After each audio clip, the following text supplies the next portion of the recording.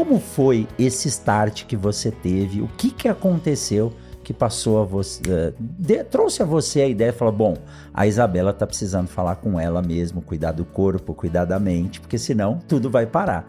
Olha só que curioso, Rogério. Então, nós estamos falando de 2018. Eu claramente estava caindo nas armadilhas da competência, que é quando você ama muito o que faz e você está trabalhando em um contexto, né, com muitas oportunidades, você não vê limite.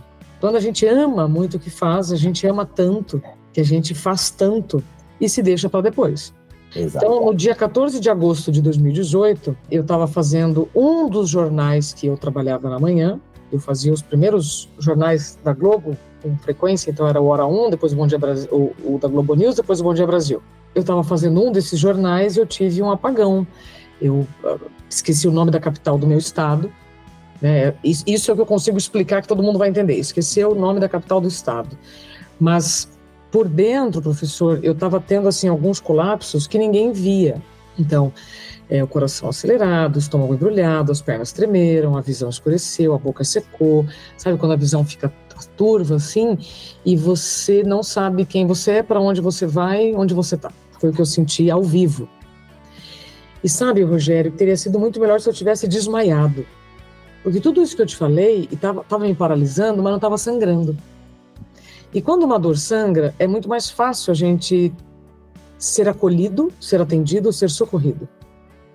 Então, eu, ao vivo, eu esqueci o nome da capital do meu estado. Por dentro, eu estava colapsando, mas ninguém estava vendo. E o que acontece quando a gente vive uma dor invisível? Especialmente as mulheres que estão me ouvindo vão se reconhecer. A gente ultrapassa todos os limites, porque uma dor invisível é muito questionável, professor. Uma dor invisível é muito questionável. Tá? E aí, desse dia em diante, eu saio da emissora, vou ao médico, recebo o diagnóstico da síndrome de burnout. Saio de licença médica por 2 meses e 15 dias, volto, e aí eu fui dispensada no mesmo dia do meu retorno. Tudo isso foi muito triste, evidente, e depois de alguns meses eu comecei a entender que aquilo era um freio, sabe? Que eu estava recebendo do universo, porque eu não tinha limites para trabalhar. De domingo a domingo, se alguém me chamasse para... Você estava pronta? Eu estava pronta. E o mais curioso, professor, eu vou avançar agora aqui algumas casas, tá? É que depois de muito turismo interno, que é o que eu gosto de chamar, né? Quando a gente faz essa viagem por nós mesmos, né? Eu me reconheci muito na minha família. As crenças que nos levam a trabalhar demais, provavelmente você que está nos escutando, você vai reconhecer a sua família. Então, quando eu falo, sou neta de agricultores e eu via, né, toda a minha família trabalhando de domingo a domingo, de forma muito normal. A questão, professor, é que existe uma grande diferença, sabe, quando você não se permite ao descanso. Eu só estou falando sobre isso.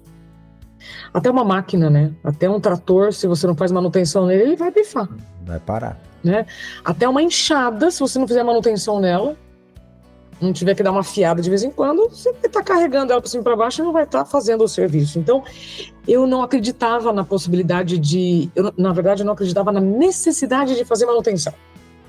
Dormir, a gente dorme depois, descansar depois, sabe? E essa descoberta com a minha família é o que eu tenho mais de valioso hoje para compartilhar com o seu público. Poder olhar, né, para as nossas referências, mas entender que muitas coisas mudaram.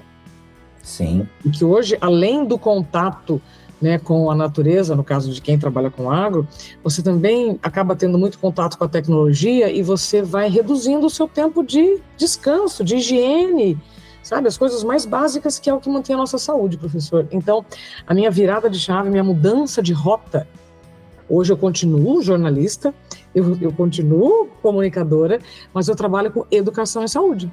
Perfeito. Então, eu continuo comunicando, mas eu não falo mais das notícias, eu não falo mais da previsão do tempo, eu falo sobre saúde, como é que nós vamos poder prevenir a nossa. Porque ninguém consegue te levar para um lugar que nunca foi. Né? Um guia turístico só consegue te guiar por um caminho que ele já foi. Então, hoje eu me sinto muito honrada em poder guiar as pessoas por um caminho que elas podem viver sem adoecer. Elas podem continuar fazendo o que elas gostam, mas sem adoecer. Que é um movimento que eu lancei em 2020 chamado Produtividade Sustentável. Afinal, né, professor, somos do agro, mas se a gente quer um mundo sustentável, duradouro, eu preciso viver da mesma maneira, né? Não adianta viver de forma insustentável. Exato. E olha, isso que você colocou, primeiro lugar, né? Você passou por um problema seríssimo, mas que não estava exposto. Provavelmente as pessoas não entenderam o que estava acontecendo e não foram te acudir, te socorrer. E segundo, você tocou num ponto que para mim é fundamental, que é cultural.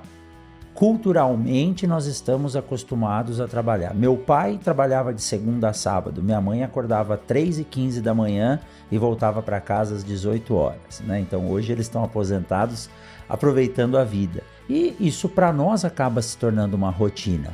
Mas se a gente passar a olhar alguns outros países, a cultura diz de que o colaborador, o profissional, ele tem que estar, em primeiro lugar, de bem com a saúde, com a família e com a vida, para depois trabalhar, porque ele rende muito mais. E aí você traz a experiência do que você passou.